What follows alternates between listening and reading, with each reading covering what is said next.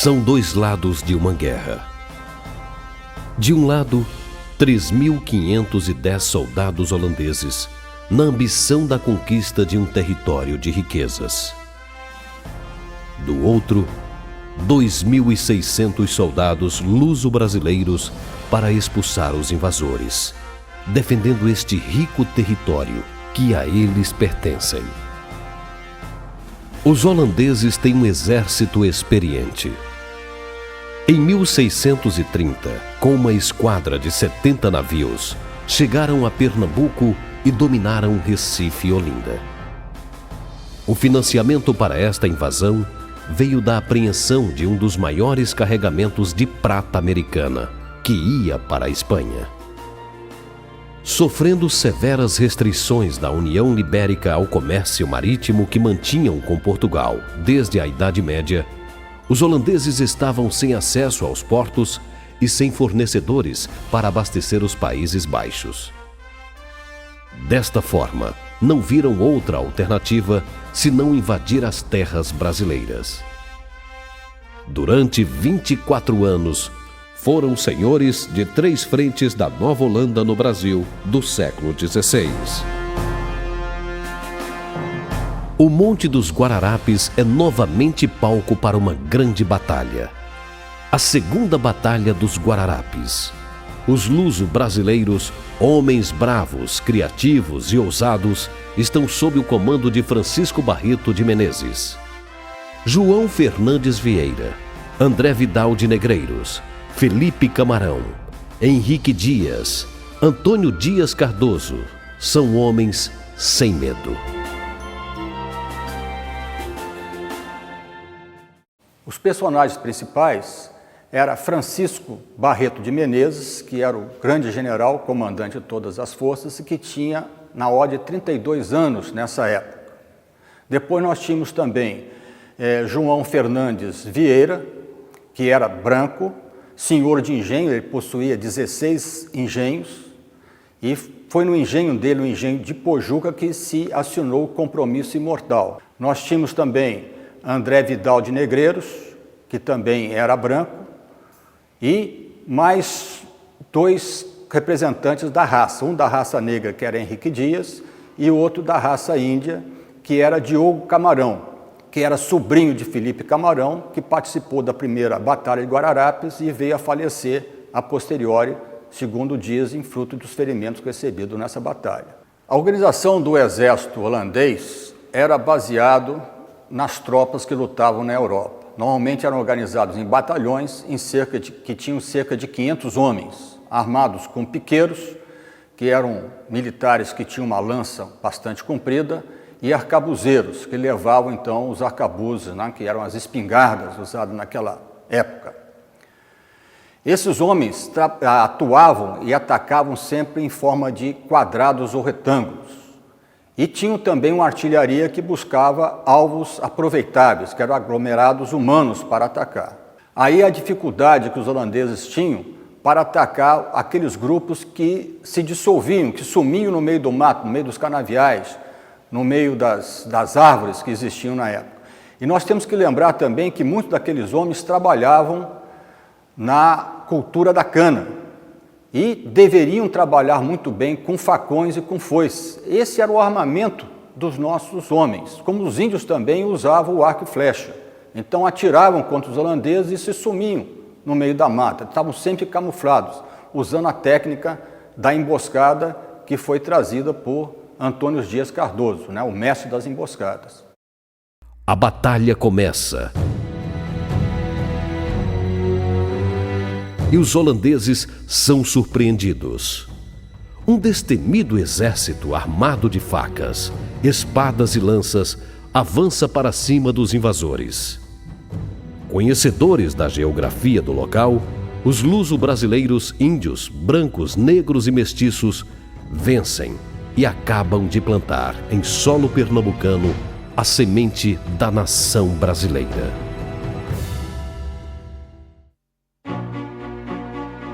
Em 1656, 2 anos após a retirada total dos invasores holandeses de Pernambuco, o general Barreto de Menezes ordenou a construção de uma capela em homenagem a Nossa Senhora dos Prazeres e em ação de graças pelas vitórias alcançadas no Monte dos Guararapes.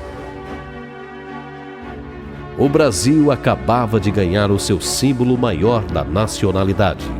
A Igreja de Nossa Senhora dos Prazeres tornou-se o marco da vitória dos brasileiros contra os invasores flamengos, representando também a religiosidade do nosso povo. A religiosidade do povo com relação à sua devoção à Nossa Senhora dos Prazeres nasceu aqui por conta desse dado histórico, ou seja, essa resistência à invasão holandesa, depois a consequente construção do santuário, onde se cultuou a devoção à Nossa Senhora dos Prazeres ou das Vitórias, porque ela concedeu, aspas, a vitória, como nós sabemos, depois que houve a resistência à invasão holandesa, onde toda a tropa da resistência saía para lutar, eles levavam a imagem de Nossa Senhora. E justamente eles creditaram as vitórias não apenas à luta ou ao engenho das tropas, mas também ao patrocínio de Nossa Senhora. Antes de eles saírem às batalhas, eles rezavam aqui, rezavam a Salve Rainha e levavam a imagem. Então, como reconhecimento dessa presença de Nossa Senhora acompanhando as batalhas, eles construíram o santuário e delegaram essa guarda ao Mosteiro de São Bento de Olinda. Contudo, a devoção já é de origem portuguesa, então é anterior à devoção aqui. Nesse caso, se compreende a grande devoção aqui em Pernambuco, aqui em Jaboatão dos Guararapes e, por consequência, em todo o estado de Pernambuco, a Nossa Senhora dos Prazeres. A Igreja de Nossa Senhora dos Prazeres é de grande significado para a arte e a história do Brasil. É um grande destaque da arquitetura portuguesa no país.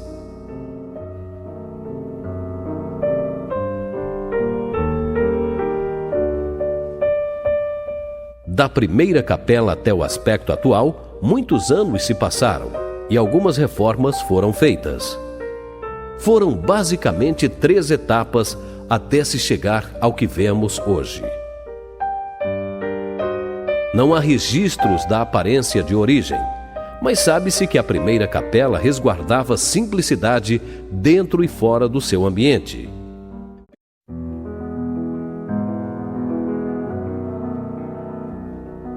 A Igreja de Nossa Senhora dos Prazeres ganhou um projeto de ampliação, atribuído a Frei Macário de São João, do Mosteiro Beneditino da Bahia. O projeto foi realizado entre 1676 a 1680. Através de estudos detalhados, chegou-se à conclusão de que a capela primitiva foi devidamente aproveitada nesta segunda aparência da igreja. A linguagem visual era comum com a capela inicial. A igreja atual tem as paredes originais da primeira. Admite-se também o aproveitamento da cercadura da porta. Uma nave ficou mais larga. Vem a ser uma grande sala sem altares laterais. A iluminação vinha através de frestas, um recurso muito utilizado nas igrejas da época. Na de Nossa Senhora dos Prazeres, somente se encontraram vestígios de uma fresta de cada lado.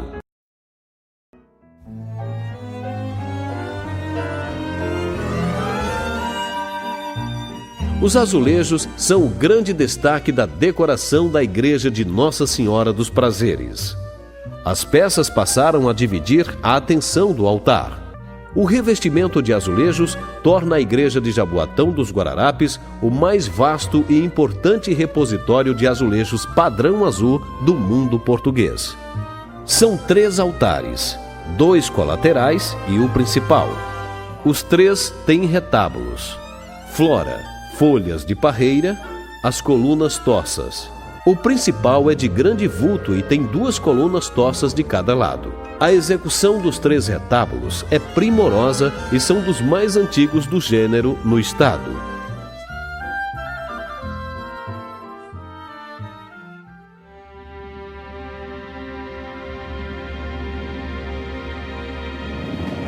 Não demorou muito para que a igreja de Nossa Senhora dos Prazeres passasse por uma nova reforma. A terceira fase da construção se iniciaria a partir de 1756 e previa obras de grande porte. Um novo frontispício colocando-se à frente do antigo, com 2 torres a Galiléia entre elas. O coro, derrubada a parte do frontispício velho acima da porta, seria elevado e se prolongaria por sobre a Galiléia. Nas laterais, corredores em 2 andares prosseguiriam, talvez até a sacristia, que se localizaria atrás da Capela Mor. Tal ampliação acomodaria a igreja do tipo preferido no Nordeste, com corredores laterais de ambos os lados. O novo frontispício não interferiu no espaço anterior. O objetivo era enriquecer a fachada, tornando a igreja mais convidativa. Na regência de Frei José de São Bento, as obras foram paralisadas na altura da primeira cornija. Na penúltima década do século XVIII, os trabalhos são reiniciados. Neste século, a arquitetura das fachadas das igrejas já se tinham mudado. Sensivelmente, o barroco foi aparecendo nos frontispícios. Os anos vão passando, a igreja também vai absorvendo as novas linguagens artísticas que vão surgindo. Alguns elementos arquitetônicos vão passando do barroco para o rococó sutilmente. A conclusão do resto da fachada é do arquiteto Francisco Nunes Soares. Ele consegue equilibrar precisamente a parte antiga e a nova. Torna as pilastras do frontispício mais leves, menos larga nas torres e bem magras nos trechos intermediários da Galiléia. A igreja exibe um elegante óculo localizado no centro da fachada. As torres recebem uma varanda. Em 1792, conclui-se o revestimento de azulejos. Neste mesmo ano se concluem as torres. A sacristia atual está localizada atrás da Capela Mor. A estrutura de suas paredes demonstra que foi construída com aproveitamento do material. Na Capela Mor, intriga-nos uma abertura entaipada, em forma de arco, do mesmo lado dessa porta. Seria o acesso ao mesmo cômodo desde o presbitério? O púlpito é o resultado das obras finais do século XVIII e concluídas já no século XIX.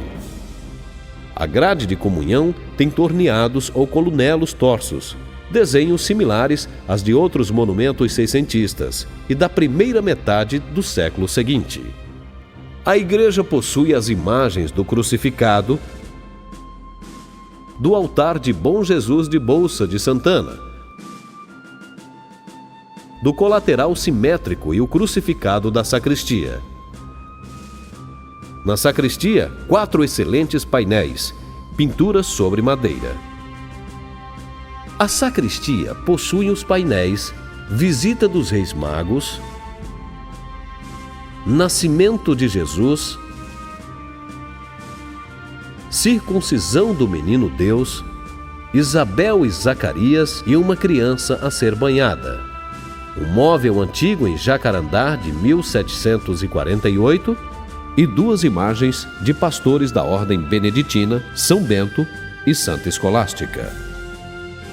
Nossa Senhora dos Prazeres está representada por uma bela pintura sobre madeira no teto e uma imagem no altar, ladeada por colunas entalhadas em cedro.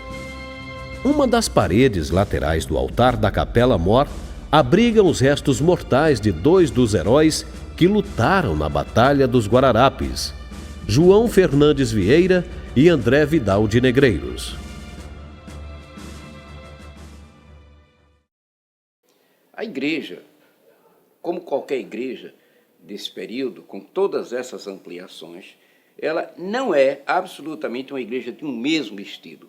Ela está incluída no grande momento do barroco brasileiro, onde se destaca nos seus interiores a talha, o azulejo, a pintura e, essencialmente, a imaginária. A Igreja dos Prazeres, ou de Nossa Senhora dos Prazeres, ela não foge à regra.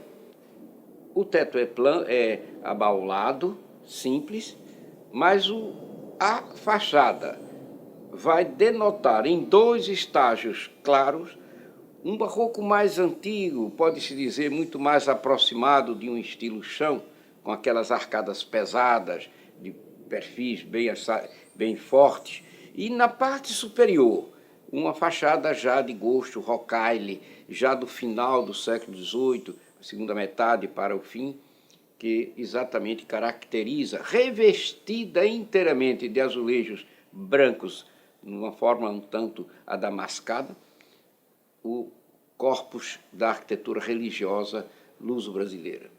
Interessante nesta igreja dos Guararapes é a extraordinária situação em que ela se encontra.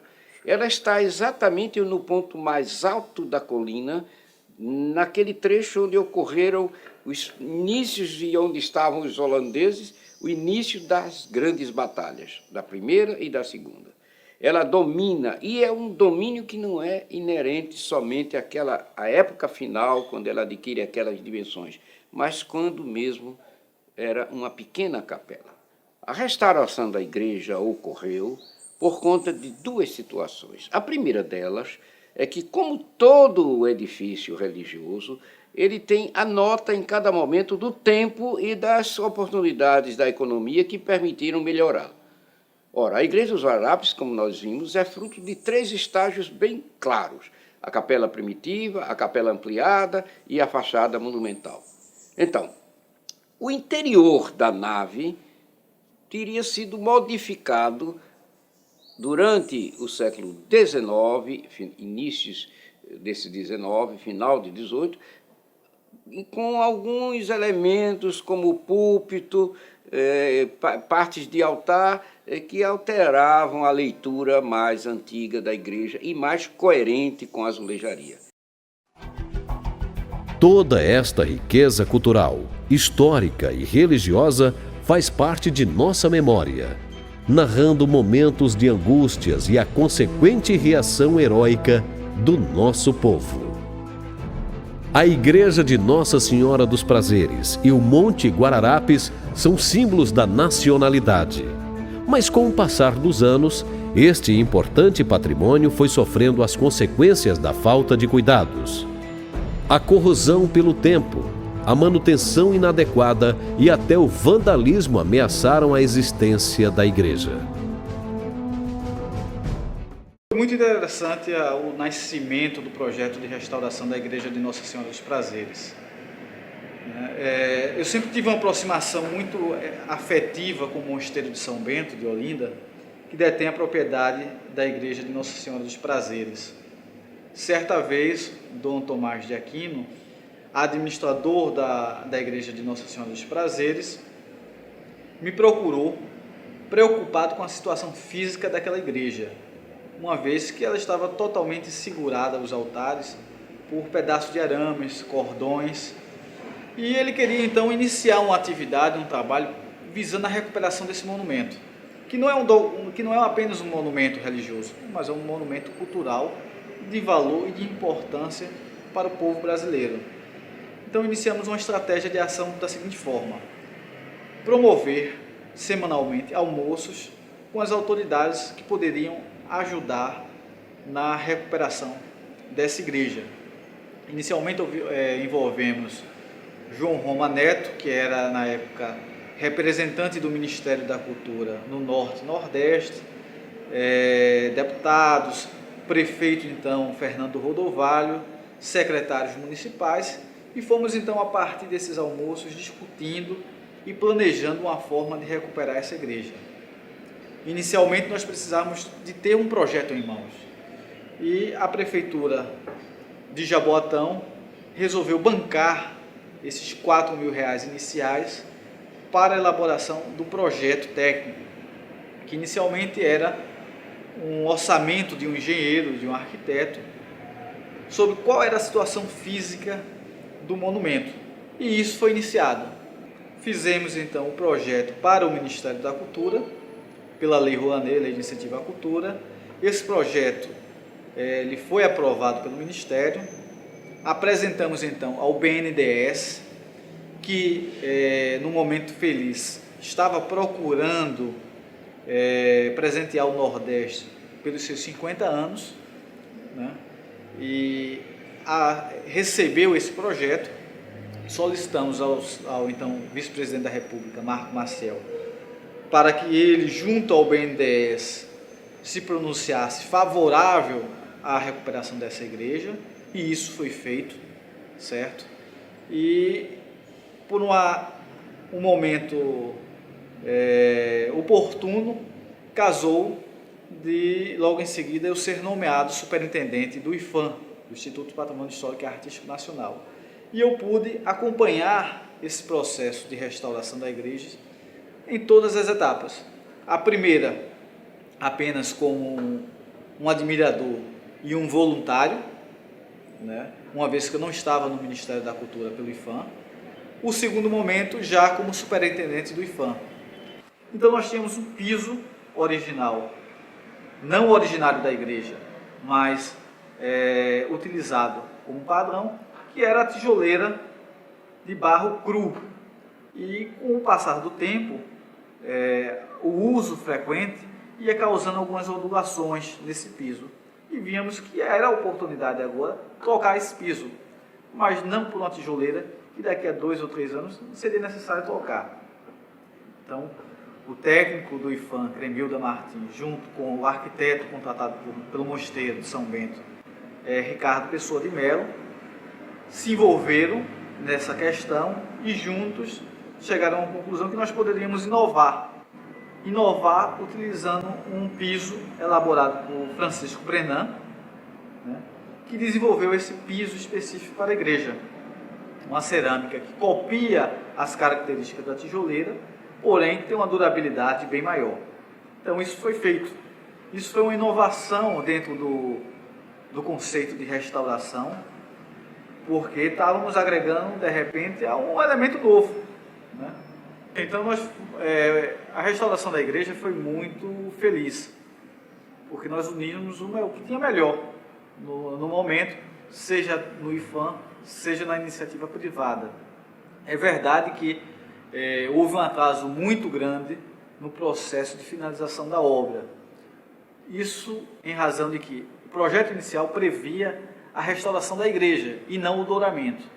E você tinha aí uma decisão tomada, uma decisão bastante discutida e bastante técnica sobre o processo de douramento, se deveria ou não ser dourada a igreja novamente. E venceu o pensamento de que sim, ela deveria ser dourada, e aquele era o momento de dourar, uma vez que todo o altar estava desmontado. E esse processo, após a discussão, nós iniciamos. Houve uma falta de recurso inicial para o douramento da igreja. Isso, tempos depois, foi coberto pelo IPHAN, e o IPHAN, eu devo dizer, agiu de uma forma exemplar e muito importante para a preservação da história e da arte brasileira, como ao longo desses anos todos ele vem fazendo.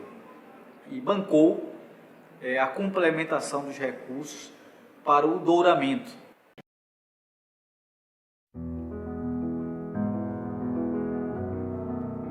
No ano de 2002, iniciou-se o processo de restauração pelo Mosteiro de São Bento com o apoio do IPHAN.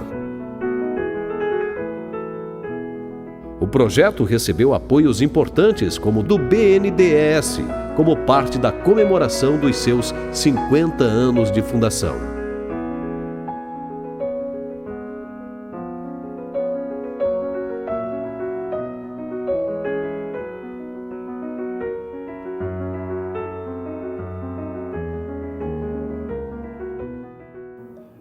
A presença holandesa se deu de forma mais nítida no Nordeste brasileiro.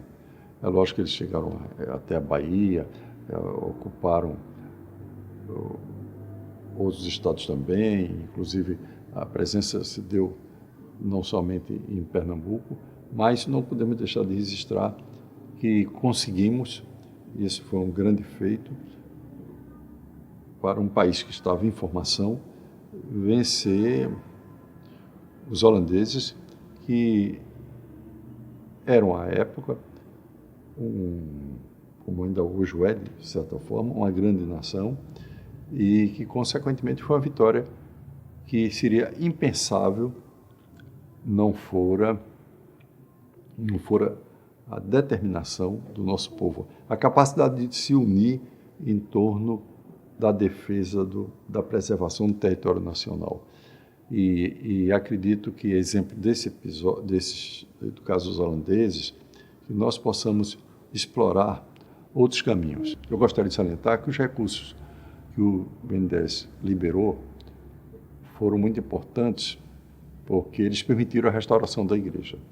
Aquilo é um patrimônio, a catedral, não somente da nossa fé, mas eu diria que é a catedral da luta contra a presença do estrangeiro e, consequentemente, uma grande vitória para que a unidade brasileira, a unidade territorial brasileira fosse preservada.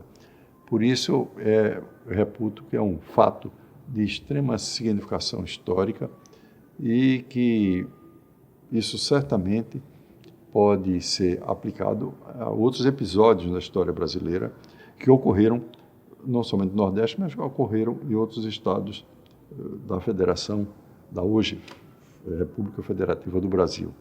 E por isso eu faço votos de que nós continuemos a investir mais na pesquisa da história, no olhar para o passado. Enfim, o passado é aquilo que fica do que passou. Não é simplesmente o fato pretérito, o fato sem maior qualificação. Me refiro, sobretudo, àqueles fatos mais relevantes e fatos que ficaram do que passou. E, portanto, nós devemos iluminar esse passado para projetar o Brasil com relação ao seu futuro. Para a execução do projeto de restauração, as empresas Concrepox Engenharia e Brasilis Consultoria Empreendimentos foram contratadas. Durante o processo, surgiram alguns embates técnicos. Um dos exemplos foi o questionamento em torno da troca do piso.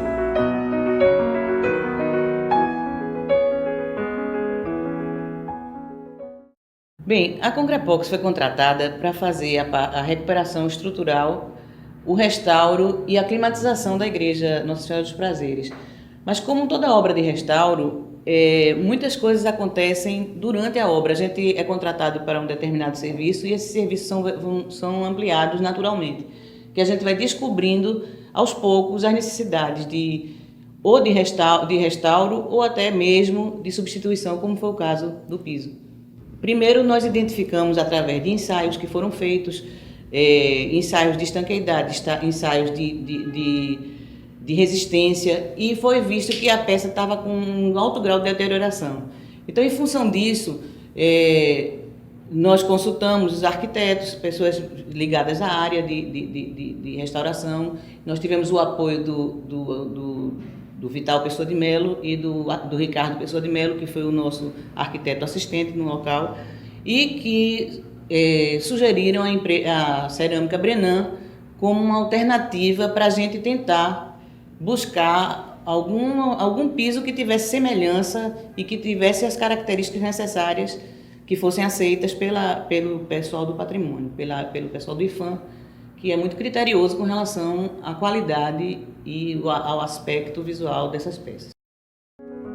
Foram poucos meses entre a decisão e a colocação do piso. A partir daí, esse material foi recomendado para substituir o piso de todas as igrejas restauradas em Pernambuco. O projeto de restauração da Igreja de Nossa Senhora dos Prazeres contou com uma equipe de especialistas. A restauradora Rosália Menezes analisou os pontos a serem restaurados. Técnicos de Minas e da Bahia acompanharam e avaliaram o trabalho de restauração. Na desmontagem dos móveis, descobriu-se que o altar era folheado a ouro. Outro desafio para superar, pois não haviam recursos presentes para o douramento. Com R$10.000, compraram-se folhas de ouro que não foram suficientes para o revestimento. Através de um aditivo, conseguiu-se uma verba complementar, o que possibilitou a conclusão. As folhas de ouro vieram da Itália. Foi um exercício de austeridade, dedicação e amor ao patrimônio histórico. Fomos a favor da colocação das folhas de ouro no altar, porque durante a obra se verificou os vestígios onde existia o ouro e as pinturas. E após análise pelos técnicos do IPHAN na área de bens móveis integrados, concluiu-se que deveria ser recolocadas essas folhas de ouro. E após o estudo pelos técnicos do IPHAN da área de bens móveis integrados, concluiu-se que deveria se retomar a sua feição original. Até porque a madeira ela não é um elemento decorativo, ela é suporte. Mas o IPHAN, a nossa função institucional é essa, né? Tentar manter os nossos bens tombados em bom estado, né? Que a população possa curtir, possa utilizar, usufruir, entendeu? E sentir, quando entrar num templo desse, a ambiência dele, apesar que não puramente da época do século XVII, XVIII, mas quase isso, né? A importância é porque é uma forma de você trazer de volta a história, né? Você está resguardando aquilo que foi feito originalmente nessas cores e trazendo para o povo aquilo que ele tem direito, que é a sua cultura, que é a sua forma de identificação. É como se conta a história através dos fatos, através de uma verdade que nós temos aí, que são as cores. Isso aí é uma realidade. Foi uma necessidade de se fazer uma pesquisa de campo, porque nós não encontrávamos nenhuma resposta, nenhum subsídio com relação às cores do altar-mor e dos 2 altares colaterais. Então, essa pesquisa foi feita em livros, no IPHAN, em bibliotecas, e nada foi encontrado que se relacionasse a essas cores. Então, foi quando veio a ideia de procurarmos alguém que tivesse tido essa, digamos assim, esse convívio com a igreja, né? De pai para filho, coisa dessa natureza, que é a tradição oral. Então, aí eu obtive a informação que era a dona Inês, a procurei, estive na casa dela, conversamos, e aí ela me informou que tinha sido funcionária do São Bento durante 50 anos, dos quais 11 tinha sido informal e 39 ela tinha carteira assinada. Então, foi quando ela pôde nos informar que as cores do altar-mor era verde e de ouro. Nós tínhamos as uvas na cor arroscada, nós tínhamos cores verdes e a cor amarela do ouro. Em 2006, concluíram-se todas as etapas de restauração da Igreja de Nossa Senhora dos Prazeres. Estava entregue ao povo pernambucano, ao povo brasileiro, o símbolo do surgimento da nação. Os pernambucanos continuam celebrando, há 350 anos, a festa de Nossa Senhora dos Prazeres, mais conhecida como a Festa da Pitomba. O altar era decorado com uvas, e o povo, por não conhecer a fruta, a confundia com pitomba. A Igreja do Monte dos Guararapes é a representação da fé do povo brasileiro. Fé esta que é festejada todos os anos numa das maiores celebrações religiosas do estado.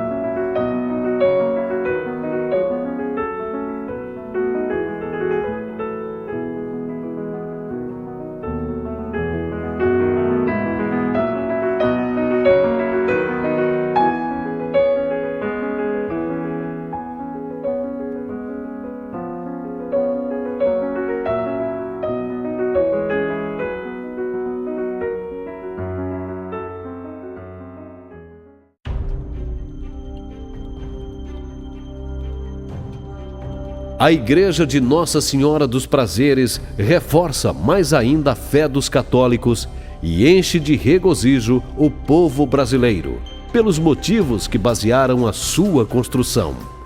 Por outro lado, uma preocupação paira no ar. O Parque Histórico Nacional dos Montes Guararapes tem sido desrespeitado no seu valor. O que deveria ser preservado na sua integridade é ocupado irregularmente por famílias desabrigadas da periferia da cidade, que reivindica a condição de berço da pátria brasileira. Eu cheguei aqui no ano de 60, eu contava as casas que tinham, as casinhas tudo casa de barro, de taipa, chamava casa de taipa.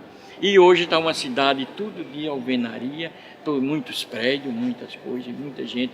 E a maioria desse povo que mora aqui é gente que veio de fora, não é gente daqui de Prazeres. Tem gente de Prazeres também, mas a maioria é de fora. E hoje está uma cidade muito grande, depois que a igreja entregou para o Parque Histórico, e no começo teve muita tripulação, muita coisa, que hoje eles abriram mão e todo mundo está construindo, tá? E crescendo muito. É uma cidade, Guararapes hoje é uma cidade muito grande, com uma população muito grande, que eu creio que não tem mais para onde eles tirarem, para botar em outra parte, em outro lugar, a não ser que vai fazer outra cidade. O que está faltando eu creio que as autoridades deviam olhar isso aí e ver que aí em cima está precisando de muita coisa para a segurança, principalmente a segurança, e a gente ter aí a visita, o pessoal quer visitar, mas tem medo de vir. O turismo tem medo de vir, tem vontade de vir conhecer a igreja, porque a igreja está muito bonita, ela foi renovada toda, agora terminou agora, e ainda tem coisas para fazer, mas o turismo tem medo da visita, de fazer a visita aí. Essa terceira invasão, ela tem um problema de uma consequência da habitação, da demanda de habitação. Então, já em 1950, no tempo de Agamenon, aliás, muito antes disso, já em 37, quando começou o serviço contra o Mucambo, os mucambos foram, na realidade, derrubados, mas eles foram transferidos para a periferia. E essa periferia veio justamente ocupar essas áreas do Recife, que eram justamente as áreas históricas. Então, Guararapes é palco disso. O Ibura, aquela região que era engenho antigamente, de repente ela foi invadida, né? E tem mais. Com isso, tudo o que degenera um patrimônio histórico, tudo que prejudica a visitação turística, ela ali está presente. Mas está presente por omissão de alguns, né?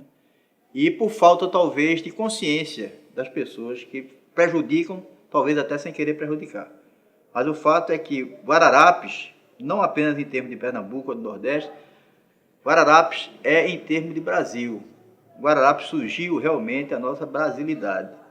Então é preciso que se tome uma consciência e que se reverta essa situação, para poder aquilo não ficar esquecido, como tantos heróis já foram esquecidos.